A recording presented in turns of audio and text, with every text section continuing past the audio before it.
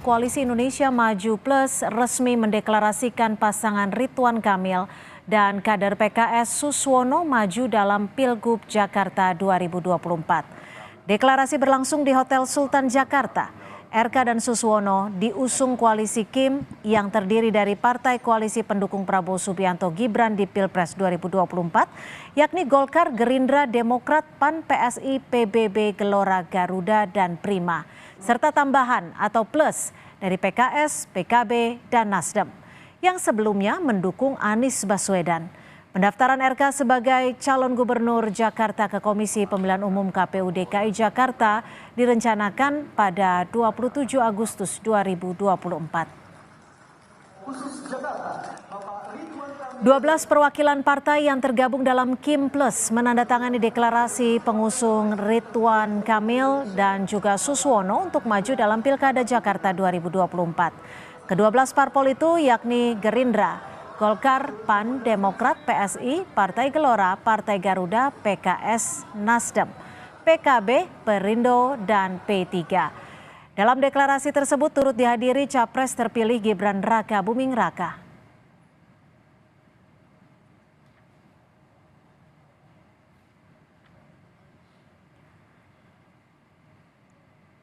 Wakil Presiden terpilih Gibran Raka Buming Raka menghadiri deklarasi Ridwan Kamil dan Suswono sebagai bakal calon gubernur dan bakal calon wakil gubernur Jakarta yang diusung Koalisi Indonesia Maju Plus.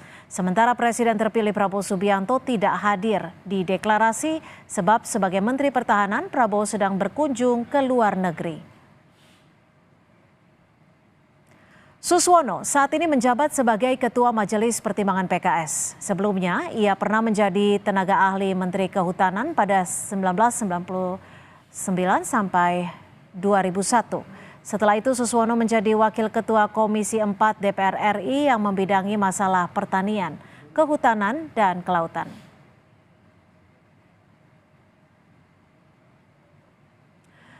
Tinggalkan Anies, PKS, PKB, dan Nasdem hadiri deklarasi Ridwan Kamil Suswono untuk maju Pilgub Jakarta. Anies dan PD Perjuangan ditinggalkan. Kita bahas bersama Wasekjen PKB, Saiful Huda, dan juga Direktur Eksekutif Indikator Politik Indonesia, Burhanuddin Muhtadi. Selamat petang Mas Burhan, selamat petang juga Mas Saiful. Terima kasih sudah bergabung bersama kami di Kompas Petang.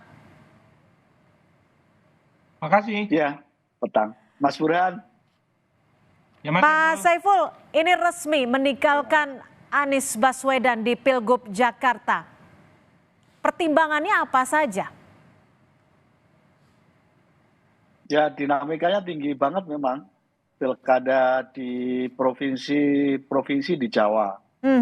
Nah, termasuk di DKI Jakarta, kami sendiri sebenarnya baru memutuskan kemarin. Jadi memang PKB belum memutuskan sebelumnya siapa sosok yang akan diusung. Baru ada usulan saja dari DPW dan baru kami putuskan tadi kemarin sore di saat penyerahan B1KW. Memangnya yang ditawarkan apa saja sampai akhirnya memutuskan di di waktu-waktu terakhir untuk bergabung dengan Kim Plus?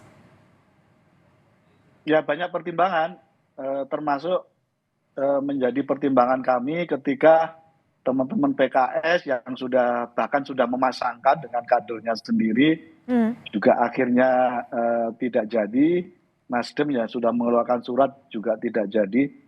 Jadi komunikasi kami dengan dua partai ini yang sebelumnya ada rencana mengusung Mas Anies ketika tidak jadi, akhirnya kami memutuskan untuk menjadi bagian dari koalisi ini.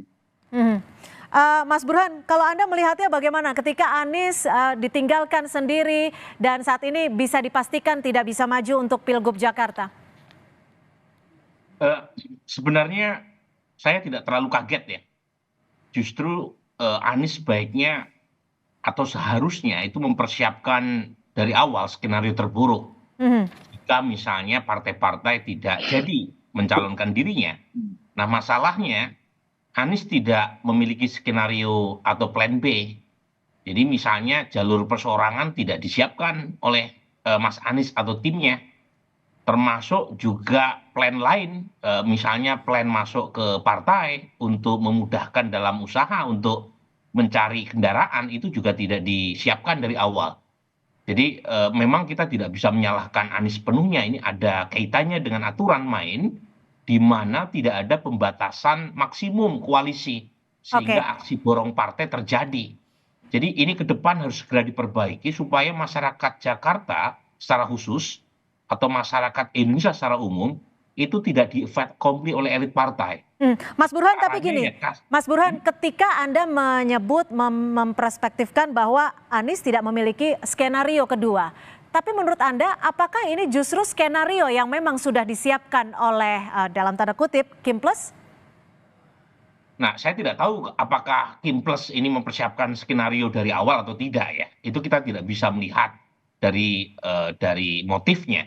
Tetapi yang pasti kan Anies harusnya mempersiapkan itu kalau misalnya diperlakukan semacam ini. Harusnya Anies itu tidak percaya 100%. Tidak pasrah bongkoan sama partai. Caranya tadi, pertama adalah menyiapkan jalur perseorangan sebelum ditutup. Ya. Kemudian yang kedua, termasuk skenario masuk ke partai supaya cara untuk memenuhi minimum threshold 20% itu bisa terpenuhi. Nah, Anies kan nggak bisa mengontrol orang lain. Yang dia bisa kontrol adalah dirinya dan timnya sendiri. Nah, itu yang tidak dilakukan. Makanya sekarang sudah telat. Ya, kemungkinan besar kita akan menyaksikan skenario Solo ya, yaitu calon kuat, yaitu Gibran saat itu didukung oleh hampir semua partai melawan calon yang sangat tidak kompetitif. Jadi bukan skenario Makassar, tetapi skenario Solo. Nah ini terjadi karena kalau kita lihat calon independen yang barusan disahkan oleh KPU Jakarta, Pak Dharma Pongrekun, itu elektabilitasnya hanya 0,2%. Jadi saya setuju sama Fahri Hamzah dalam pidatonya tadi. Menurut saya nggak ada gunanya juga pemilu kada di Jakarta. Karena toh kita sudah tahu hasilnya, itu buang-buang duit anggaran negara. Ya, menggelar Pilkada Jakarta antara Ridwan Kamil dengan Suswono didukung oleh 12 partai melawan calon yang sama sekali tidak kompetitif. Artinya menurut Anda dalam tanda petik Anies bisa dikatakan kena prank gitu dalam tanda kutip? Itu mungkin Mas Saiful yang bisa menjawabnya ya. Tetapi poin saya begini. Potensi kena prank jelas kita saksikan hari ini. Tetapi kenapa Anies tidak mempersiapkan diri untuk di-prank? Makanya saya termasuk orang yang menyesalkan. I'm not a big fans of him. Tetapi sayang sekali kalau misalnya sekaliber Anies tidak mempersiapkan jalur perseorangan. Dulu Ahok mempersiapkan itu.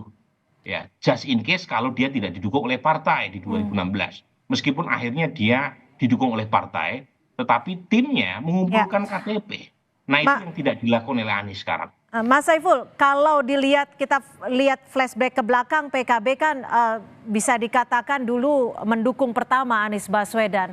Ini sebenarnya apa sih yang menjadi tawaran ketika akhirnya sekarang berpindah hati? Apakah momennya saat Caimin ketemu dengan Presiden Jokowi di IKN yang jadi penentunya?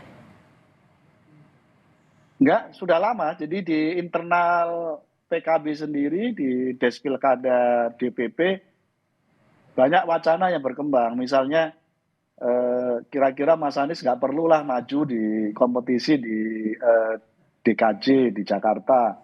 Karena kemarin sudah ikut kompetisi di Pilpres misalnya. Itu berkembang di internal kami. Mas Anies bisa lebih baik mengambil peran pada ruang dan tempat yang berbeda, tidak harus menjadikan panggung sebagai gubernur, misalnya kalau terpilih sebagai satu-satunya pilihan. Itu yang terus berkembang di dalam internal kami. Nah, saat kami mendiskusikan itu belum selesai, tiba-tiba teman-teman kita PKS dan Nasdem sudah mengambil pilihan untuk menjatuhkan pilihan mengusung Kang Ridwan Kamil dan Pak Suswono. Baik, terima kasih Mas Saiful Huda dan juga Mas Burhanuddin Muhtadi untuk bergabung di Kompas Petang hari ini. Selamat sore. Sore.